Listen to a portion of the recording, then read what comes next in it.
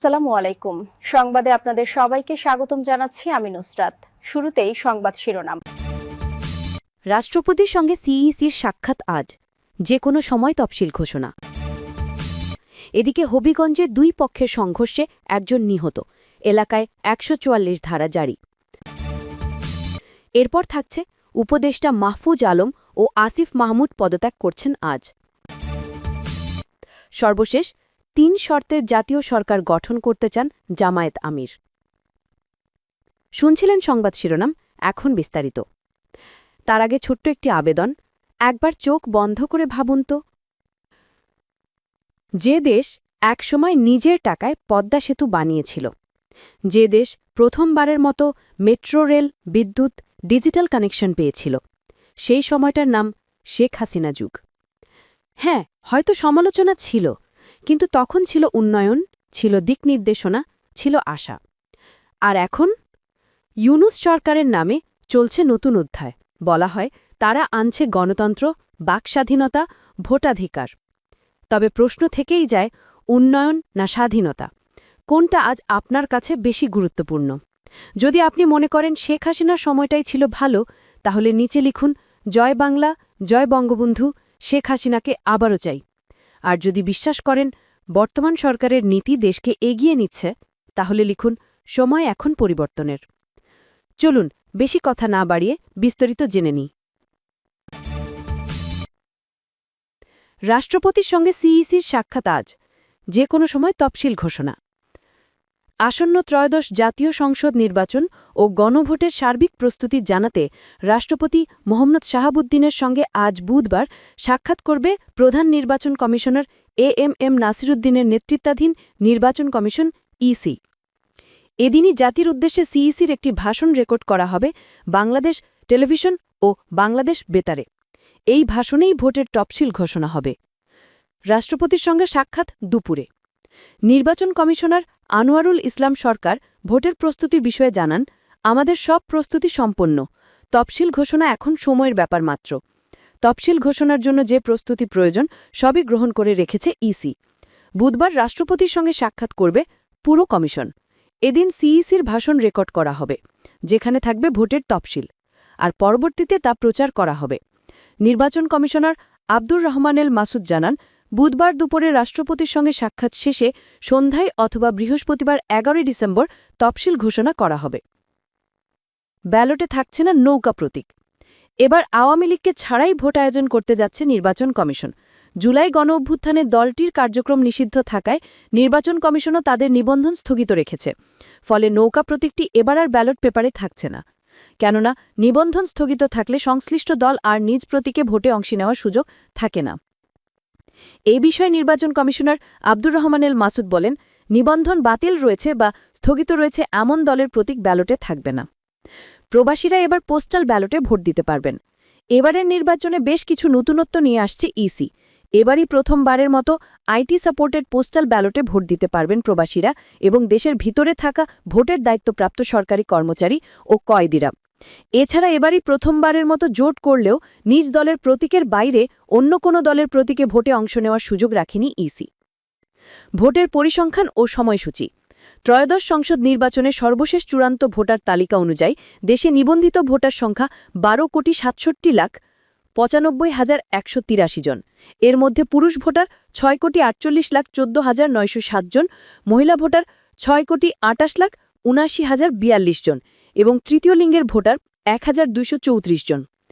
একই সঙ্গে ভোটকেন্দ্রের সংখ্যা ৪২,৭৬১টি, মোট ভোটকক্ষ ২,৪৪,৬৪৯টি, পুরুষ ভোটকক্ষ ১,১৫,১৩৭টি, মহিলা ভোটকক্ষ ১,২৯,৬০২টি।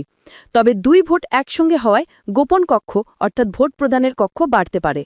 এবার ভোট গ্রহণ করা হবে সকাল 7:30 থেকে 4:30 পর্যন্ত। অংশ নিচ্ছে অর্ধশতাধিক দল। এবারের নির্বাচনে বিএনপি, জামায়াত, এনসিপি সহ নিবন্ধিত অর্ধশতাধিক দল নির্বাচনে অংশ নিতে পারবে। তবে আওয়ামী লীগ ভোটের বাইরে থাকলেও জাতীয় পার্টির বিষয়টি এখনও পরিষ্কার হয়নি। ইসি সচিব আক্তার আহমেদ জানিয়েছেন, যেসব দলের নিবন্ধন রয়েছে তাদের ভোটে অংশ নিতে কোনো বাধা নেই। বর্তমানে ইসির নিবন্ধিত রাজনৈতিক দল ৫৬টি।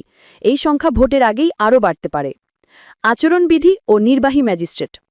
নির্বাচন কমিশনার আবুল ফজল মোহাম্মদ সানাউল্লাহ জানিয়েছেন, তফসিল ঘোষণার ৪৮ ঘণ্টার মধ্যে আগাম প্রচার সামগ্রী সরিয়ে ফেলতে হবে, অন্যথায় নির্বাচনী আচরণবিধি অনুযায়ী শাস্তিমূলক ব্যবস্থা নেওয়া হবে।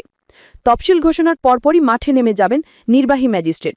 এছাড়া গঠন করা হবে নির্বাচনী অনুসন্ধান কমিটিও। এদিকে হবিগঞ্জে দুই পক্ষের সংঘর্ষে একজন নিহত, এলাকার ১৪৪ ধারা জারি। জমি নিয়ে দীর্ঘদিনের বিরোধের জেরে হবিগঞ্জের আজমিরিগঞ্জ উপজেলার কাকাইলছাউ ইউনিয়নে দুই পক্ষের ভয়াবহ সংঘর্ষে রাসেল মিয়া নামে এক ব্যক্তি নিহত হয়েছেন এবং আহত হয়েছেন আরও কমপক্ষে ৩০ জন। পরিস্থিতি উত্তপ্ত হয়ে উঠলে এলাকায় আইন শৃঙ্খলা রক্ষায় ফৌজদারি কার্যবিধির ১৪৪ ধারা জারি করেছে স্থানীয় প্রশাসন। মঙ্গলবার ৯ ডিসেম্বর বিকালে আজমেরিগঞ্জ উপজেলা নির্বাহী প্রশাসন সূত্রে জানা গেছে, কাকাইলছাউ গ্রামের আল কুরআন সৌদাগর ও আব্দুল হান্নান পরিবারের মধ্যে জমি নিয়ে দীর্ঘদিনের বিরোধ ছিল, যার জেরে সোমবার ৮ ডিসেম্বর উভয় পক্ষের মধ্যে প্রথম সংঘর্ষের ঘটনা ঘটে। মঙ্গলবার সকালে আবারও তারা মুখোমুখি হলে ২ ঘণ্টা ধরে চলে তুমুল সংঘর্ষ।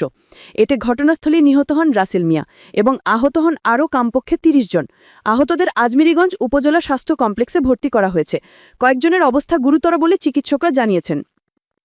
ঘটনার পর আইনশৃঙ্খলা অবনতির আশঙ্কায় মঙ্গলবার দুপুর ১টা থেকে কাকাইলছাও বাজার ও আশেপাশের এলাকায় ১৪৪ ধারা জারি করেন আজমিরিগঞ্জের ইউএনও এস রেজাউল করিম। আদেশ অনুযায়ী জনসমাবেশ, সভা সমাবেশ এবং সব ধরনের নিষিদ্ধ কার্যক্রম বন্ধ থাকবে এবং একই সঙ্গে অস্ত্র বহন কঠোরভাবে নিষিদ্ধ করা হয়েছে। নির্দেশ অমান্যকারীদের বিরুদ্ধে কঠোর আইনি ব্যবস্থা নেওয়ার কথা জানানো হয়েছে। ইউএনও রেজাউল করিম জানান, কাকাইলছাও এলাকায় দুই পক্ষের সংঘর্ষের ঘটনায় শান্তিশৃঙ্খলা ভঙ্গের আশঙ্কা দেখা দেয় ১৪৪ ধারা জারি করা হয়েছে। এই আদেশ আগামীকাল দুপুর ১টা পর্যন্ত বলবৎ থাকবে, প্রয়োজন হলে সময়সীমা বাড়ানো হবে। সর্বশেষ, উপদেষ্টা মাহফুজ আলম ও আসিফ মাহমুদ পদত্যাগ করছেন আজ। অন্তর্বর্তী সরকারের উপদেষ্টা পরিষদে থাকা দুই ছাত্র প্রতিনিধি আজ বুধবার পদত্যাগ করতে যাচ্ছেন। এই দুই উপদেষ্টা হলেন এক তথ্য ও সম্প্রচার উপদেষ্টা মাহফুজ আলম এবং স্থানীয় সরকার উপদেষ্টা আসিফ মাহমুদ সাজিব ভুইয়া। সরকারের দায়িত্বশীল সূত্র থেকে এ তথ্য জানা গেছে, তবে বিষয়টি নিয়ে কেউ নাম প্রকাশ করে বক্তব্য দিতে চাননি। আজ বুধবার সন্ধ্যায় বা কাল ত্রয়োদশ সংসদ নির্বাচনের তফসিল ঘোষণা করতে পারেন নির্বাচন কমিশন ইসি। এর আগেই দুই উপদেষ্টা পদত্যাগ করবেন বলে সরকারের সংশ্লিষ্ট সূত্র জানিয়েছে। গতকাল সরকারের সংশ্লিষ্টদের বিষয়টি অবহিত করেছেন দুই উপদেষ্টা। এদিকে উপদেষ্টা আসিফ মাহমুদ আজ বুধবার বেলা ৩টায় সচিবালয়ে সংবাদ সম্মেলন ডেকেছেন। স্থানীয় সরকার মন্ত্রণালয়ের জনসংযোগ কর্মকর্তা মোহাম্মদ সালাউদ্দিন পাঠানো বিজ্ঞপ্তিতে জানানো হয়েছে, উপদেষ্টা সমসাময়িক বিষয় নিয়ে কথা বলবেন। উপদেষ্টা আসিফ মাহমুদ সাজিব ভুইয়া আজ বুধবার বেলা ৩টায় সচিবালয়ে সংবাদ সম্মেলন ডেকেছেন। তবে সরকার ও আসিফ মাহমুদের ঘনিষ্ঠ সূত্রগুলো বলছে, পদত্যাগ বিষয়টি জানাতেই সংবাদ সম্মেলন ডাকা হতে পারে। সরকারের দায়িত্বশীল সূত্র জানায়, গতকাল প্রধান উপদেষ্টা প্রফেসর ইউনিসের সঙ্গে যমুনায় বৈঠক করেন জ্যেষ্ঠ কয়েকজন উপদেষ্টা। সাধারণত প্রতি মঙ্গলবার মধ্যাহ্ন ভোজের পাশাপাশি উপদেষ্টারা বৈঠকে মিলিত হন। গতকালকের বৈঠকে দুই উপদেষ্টার পদত্যাগের বিষয়টি ওঠে। সন্ধ্যায় সরকারের দায়িত্বশীল ব্যক্তিরা নিশ্চিত হন যে দুই উপদেষ্টা বুধবার পদত্যাগ করছেন। অন্তর্বর্তী সরকারের শীর্ষ পর্যায় থেকে উপদেষ্টা মাহফুজ আলম ও আসিফ মাহমুদকে সেপ্টেম্বরের মাঝামাঝি সময়ের মধ্যে পদত্যাগ করার পরামর্শ দেওয়া হয়েছিল, কিন্তু তারা আরও সময় চান। এর মধ্যে উপদেষ্টা মাহফুজ আলম সরকারের শেষ সময় পর্যন্ত থাকার আগ্রহ প্রকাশ করেছিলেন। সেক্ষেত্রে যিনি নির্বাচন করবেন না বলেও জানিয়েছিলেন। পরে গত মাসের মাঝামাঝি দুই উপদেষ্টার পদত্যাগের বিষয়ে সরকারের উচ্চ পর্যায় থেকে আবারও তাদের তাগিদ দেওয়া হয়েছিল বলে সংশ্লিষ্ট সূত্র থেকে জানা গিয়েছিল। সরকার সংশ্লিষ্ট সূত্রগুলো বলছে, অন্তর্বর্তীকালীন সরকারের উচ্চ পর্যায়ে সহ উপদেষ্টা পরিষদের অনেকেই এই ব্যাপারে মোটামুটি একমত যে তফসিল ঘোষণার পর দুই ছাত্র প্রতিনিধির উপদেষ্টা সরকারের থাকা উচিত হবে না। তারা নির্বাচন করুন আর না করুন, তাদের পদত্যাগ করতে হবে। শেষ পর্যন্ত সরকারের মনোভাব জেনে তফসিল ঘোষণার ঠিক আগে পদত্যাগ করতে যাচ্ছেন দুই উপদেষ্টা। এ বিষয়ে মাহফুজ আলম ও আসিফ মাহমুদের বক্তব্য জানতে টেলিফোনে একাধিকবার চেষ্টা করা হয়েছে। তাদের মুঠোফোনে খুদে বার্তা পাঠিয়েও সাড়া পাওয়া যায়নি। গত বছরের ৫ আগস্ট শেখ হাসিনার সরকার পতনের পর ৮ আগস্ট মোহাম্মদ ইউনূসের নেতৃত্বে অন্তর্বর্তী সরকার গঠিত হয়। এই সরকারে জুলাই গণ অভ্যুত্থানের নেতৃত্বে দেওয়া ছাত্রদের প্রতিনিধি হিসেবে ৩ জন সরকারে জায়গা পান। এর মধ্যে নাহিদ ইসলাম তথ্য ও সম্প্রচার মন্ত্রণালয় পান। আসিফ মাহমুদ প্রথমে শ্রম উপদেষ্টা, পরে স্থানীয় সরকার মন্ত্রণালয়ের দায়িত্ব পান। মাহফুজ আলম প্রথমে উপদেষ্টা মর্যাদায় প্রধান উপদেষ্টার বিশেষ সহায়ক হন। আসিফ মাহমুদ স্বতন্ত্র নাকি কোনো দল থেকে ভোট করবেন তার পরিচয় এখনো পরিষ্কার হয়নি। জুলাই অভ্যুত্থানের নেতৃত্ব দেওয়া ছাত্রনেতাদের উদ্যোগে গত ফেব্রুয়ারিতে নতুন রাজনৈতিক দল জাতীয় নাগরিক পার্টি এনসিপি যাত্রা শুরু করে। নাহিদ ইসলাম উপদেষ্টা পরিষদ থেকে পদত্যাগ করে দলটির আহ্বায়ক হন। এরপর তথ্য ও সম্প্রচার মন্ত্রণালয়ের উপদেষ্টা হন মাহফুজ আলম। অবশ্য মাহফুজ আলম ও আসিফ মাহমুদের এনসিপিতে কোনো পদ না থাকলেও দলটিতে তাদের প্রভাব রয়েছে। স্থানীয় সরকার উপদেষ্টা আসিফ মাহমুদ ঢাকা থেকে ভোট করবেন সেটা আগেই জানিয়েছেন। তিনি গত ৯ নভেম্বর ভোটার এলাকা পরিবর্তন করে ধানমন্ডিতে ভোটার হওয়ার আবেদন করেন। এরপর ঢাকা ১০ আসন ধানমন্ডি, কালাবাগান, নিউ মার্কেট ও হাজারীবাগ থেকে ভোট করতে পারেন বলে আলোচনা ছড়িয়ে পড়ে। এমনকি বিএনপির সঙ্গে সমঝোতা বা দলটি থেকে ভোট করতে চান বলেও খবর বের হয়। অবশ্য ৪ ডিসেম্বর বিএনপি দ্বিতীয়বার যে ৩৬টি আসনের দলীয় প্রার্থী ঘোষণা করেছে তাতে ঢাকা ১০ আসনও আছে। এই অবস্থায় আসিফ মাহমুদ স্বতন্ত্র নাকি কোনো দল থেকে ভোট করবেন তার রাজনৈতিক ঠিকানা কি হবে সেটা এখনো পরিষ্কার হয়নি। অন্যদিকে মাহফুজ আলমের ভবের বাড়ি লক্ষ্মীপুর ১ আসনে।